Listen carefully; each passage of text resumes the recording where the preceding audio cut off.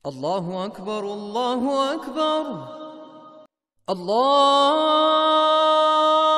Akbar, Allah.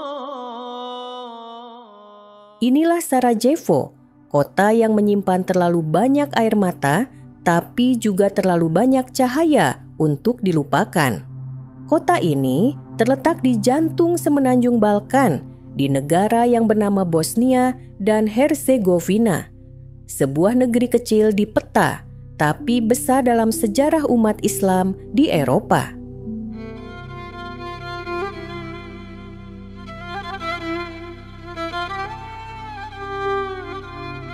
Di mana Bosnia? Kenapa penting?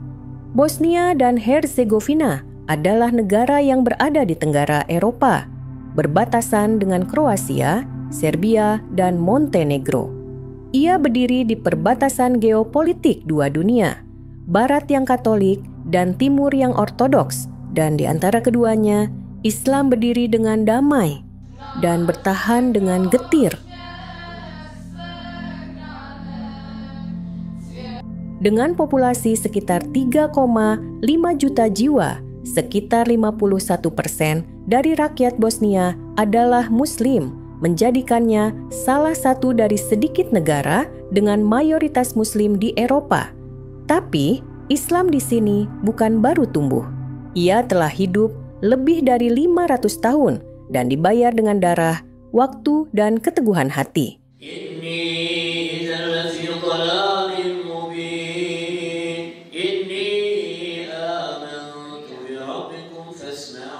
Islam masuk ke Bosnia pada pertengahan abad ke-15 melalui Kekaisaran Turki Utsmani. Saat itu, sebagian besar rakyat Bosnia menganut sekte Kristen Bogomil yang tertindas. Utsmani datang tidak dengan pemaksaan, melainkan dengan tawaran keadilan dan kesetaraan. Banyak yang berpindah keyakinan secara sukarela. Lalu, pada tahun 1461, Gubernur Ottoman Isa Beg Isakovic membangun sebuah kota baru, Sarajevo. Namanya berasal dari kata sarai yang berarti istana. Ia bukan hanya membangun masjid, tetapi juga pasar, madrasah, pemandian umum, dan rumah sakit, sebuah sistem kota Islami modern di masanya.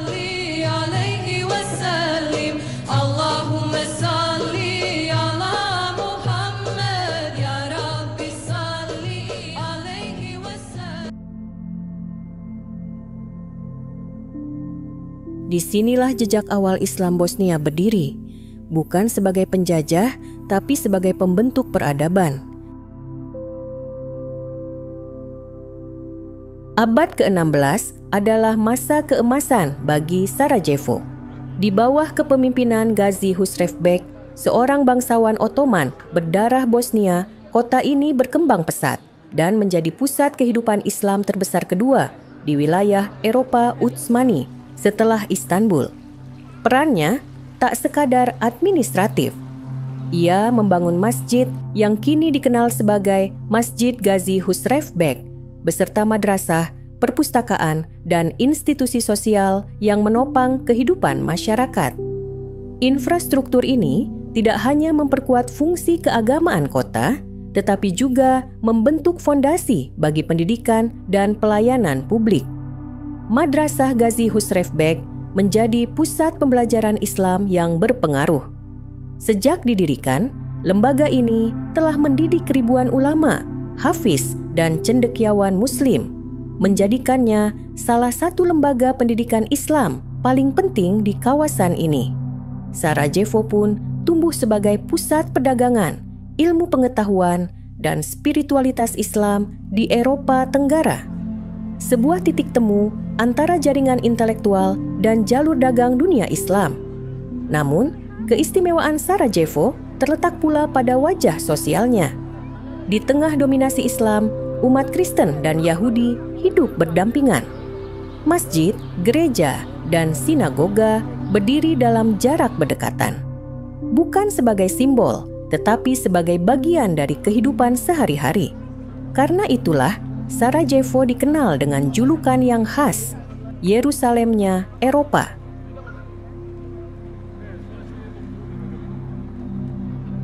Tapi masa damai itu tidak bertahan lama. Tahun 1878, Bosnia jatuh ke tangan Austria-Hungaria. Segalanya berubah. Bangunan bergaya Ottoman perlahan digantikan arsitektur Eropa.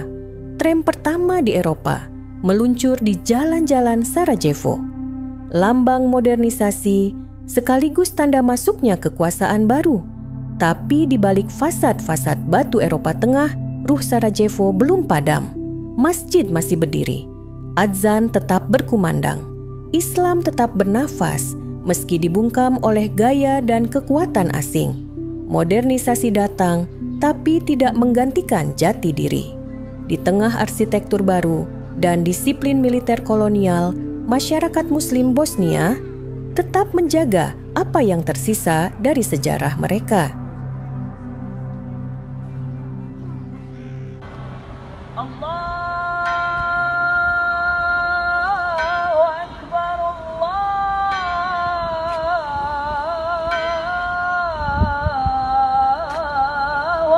Tahun 1914, Sarajevo kembali jadi pusat perhatian dunia.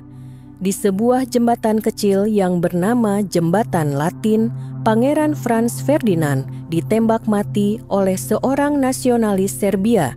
Peristiwa ini menjadi pemicu pecahnya Perang Dunia Pertama, konflik global yang mengubah wajah Eropa selamanya. Kini, jembatan itu tak lagi menakutkan. Ia menjadi tempat wisata yang ramai dikunjungi. Penduduk setempat bahkan biasa mandi di sungai yang mengalir di bawahnya. Konon, ada anggapan, jika seseorang tak berani melompat ke sungai itu, ia akan sulit mendapat pekerjaan. Sebuah tradisi tak tertulis, aneh tapi tetap diwariskan. Setelah perang usai, Bosnia bergabung ke dalam kerajaan Yugoslavia. Kemudian menjadi bagian dari Republik Sosialis Yugoslavia di bawah rezim komunis. Segala bentuk ekspresi agama dibatasi. Namun, Islam tak pernah hilang.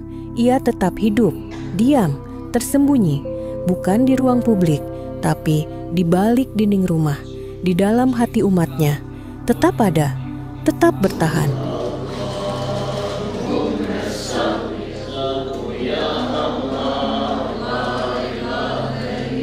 Pada tahun 1992, Bosnia menyatakan kemerdekaan dari Yugoslavia. Tapi bukan kebebasan yang datang adalah senjata dan kebencian. Pasukan Serbia mengepung Sarajevo. Selama 1425 hari, kota itu terisolasi. Warga tidak bisa keluar, bantuan tidak bisa masuk, bom dijatuhkan setiap hari, anak-anak terbunuh. Sekolah berubah jadi kuburan, rumah-rumah hancur. Setiap hari adalah pertaruhan hidup dan mati. Namun, di bawah reruntuhan, umat Islam tetap sholat, tetap mengaji, tetap bertahan hidup. Lalu datanglah Srebrenica, sebuah kota yang disebut zona aman oleh dunia internasional, tapi perlindungan itu gagal. Lebih dari 8.000 pria dan anak laki-laki Muslim dibantai. Dunia melihat, tapi tak bertindak cukup cepat. Ini bukan sekadar catatan sejarah. Ini luka yang masih terbuka, yang belum berhenti berdarah. Srebrenica Memorial Center ini adalah saksi dari pembantaian keji yang dilakukan oleh Serbia di tahun 1992 sampai 1995. Di mana saat itu setidaknya ada sekitar 8.600 pria dewasa dan juga remaja Bosnia yang dibunuh atas pembantaian saat itu. Perang itu berakhir di atas kertas tahun 1995 lewat perjanjian Dayton. Tetapi luka tak ikut ditandatangani. Sarajevo tetap porak-poranda. Ribuan masjid tinggal puing dan arang.